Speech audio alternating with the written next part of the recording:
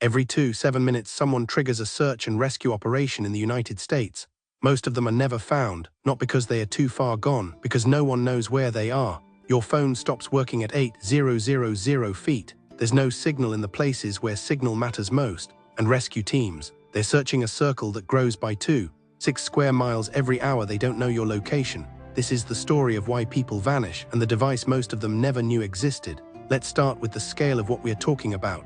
In 2023, the National Association for Search and Rescue documented over 500 formal search operations across North America. That's not counting hikers who got temporarily lost and found their own way out.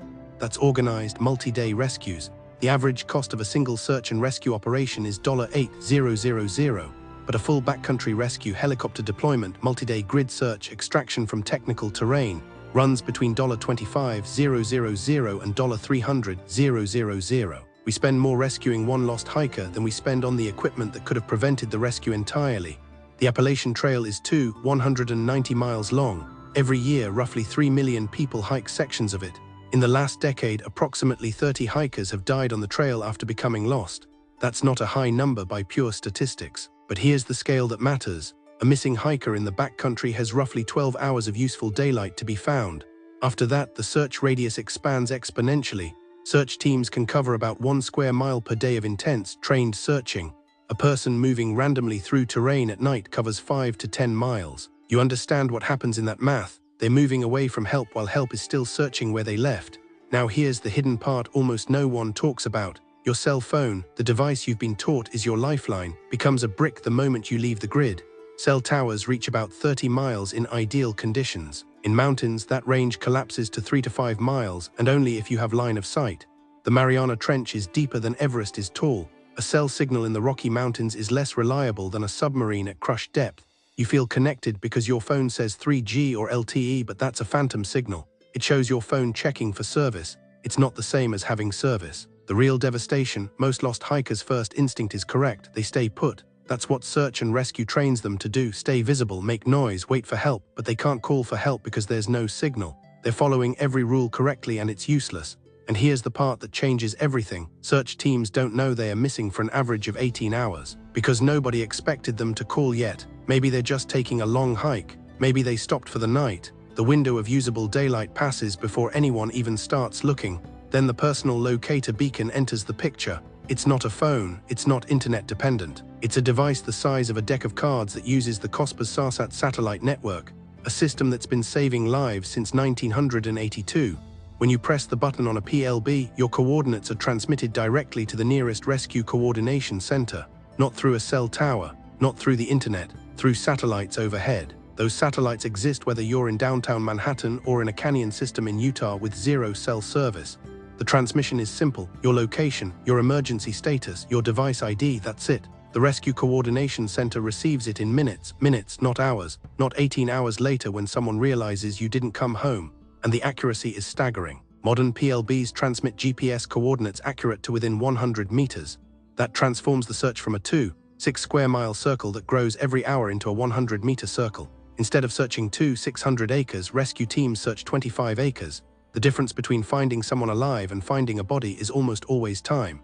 A PLB compresses that time window from 18 hours to 10 minutes. But here's what stops most people from buying one. The cost seems abstract. A quality PLB runs $300 to $500. Your phone was $200. We spend $400 on a sleeping bag without thinking twice. We'll spend $600 on boots, but $400 for a device that literally broadcasts your exact location to the people trained to rescue you. That seems excessive until you understand the actual math. A single search and rescue operation costs $25,000 minimum. If a PLB prevents even one rescue operation in your entire lifetime of hiking, it has already paid for itself 50 times over. But the real value isn't economic. It's the 12-year-old daughter who gets to see her father again because someone pushed a button when they slipped on loose scree. There's another piece most people miss. You think rescue teams search at night? They don't. Night search operations in backcountry terrain are extraordinarily dangerous. A trained rescuer slipping on the same rock that got you costs money, training hours, and sometimes lives. Search operations pause at dark, they restart at dawn. That means a hiker missing at 3 p.m. has roughly 4 hours of productive search before teams stand down for the night. With a PLB, they don't stand down. They know exactly where you are. Night extraction by helicopter in mountain terrain is still dangerous, but it's targeted. It's not searching in darkness for a needle in 600 acres.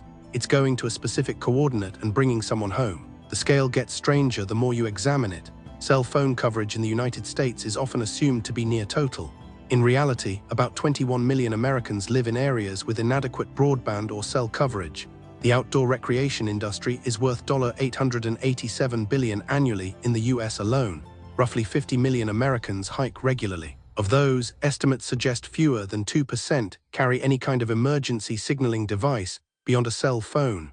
That means 49 million hikers are betting their lives on a technology designed for urban environments being used in the places where it fundamentally fails. Here's what breaks through the abstraction and becomes real. Between 2010 and 2020, PLBs were responsible for 800 documented rescues in the United States, not assisted finds. Rescues, people who would have stayed lost. Some of them would have been found eventually. Some of them would not have. The satellite network that powers PLBs operates in 406 different countries and territories. The signal reaches the poles, it reaches the deepest canyons, it reaches places where no human infrastructure exists. It's one of the only pieces of technology that works in the places where human technology stops working. The device itself is almost absurdly simple. An antenna, a battery good for 48 hours of distress signaling, a button, that's the entire mechanism. No subscription, no monthly fee, no connection to the internet. You charge it once a year, toss it in your pack, and it sits there waiting. If something goes wrong, you press it.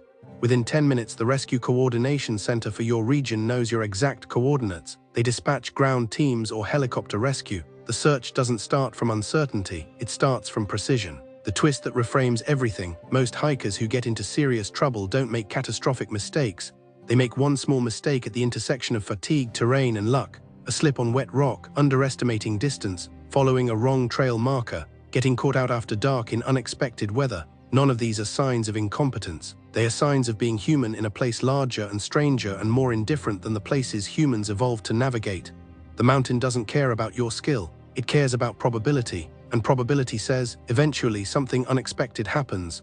A PLB isn't about being prepared for catastrophe. It's about being realistic about the terrain you're entering. It's about admitting that the best prepared, most experienced hikers in the world still need rescue sometimes. Aaron Ralston had climbing experience and survival knowledge. He still got pinned under 800 pounds of boulder for 127 hours. The Sherpa guides on Everest have summited dozens of times. They still disappear in crevices. Competence doesn't make the mountain safer. It just lets you move through it with less suffering. A PLB is the same thing. It doesn't prevent accidents. It prevents accidents from becoming permanent decisions. So why doesn't everyone have one? Most hikers operate under an invisible assumption: rescue is available when you need it. That assumption is true in day hikes on marked trails. It's false the moment you go backcountry. It's false in canyoneering. It's false in winter mountaineering. It's false in alpine terrain above 10,000 feet. The assumption breaks down in exactly the places where hiking becomes transformative. The places where you feel truly small inside something vastly larger than yourself. And those are the places where a PLB transforms from luxury gear into something closer to a moral choice. The last truth, the one that lingers: you don't buy a PLB because you think you'll need it. You buy it because you know you might, and you've decided that risk is worth accepting, but only if someone can find you when it happens. You're not buying safety. You're buying the ability for other people to make you safe after you've made yourself vulnerable. You're buying the possibility of a second chance, and second chances are rarer in mountains than most of us want to admit. The world is stranger and vastly more alive than we realize. It's also vastly less forgiving. A PLB is how you reconcile those two truths.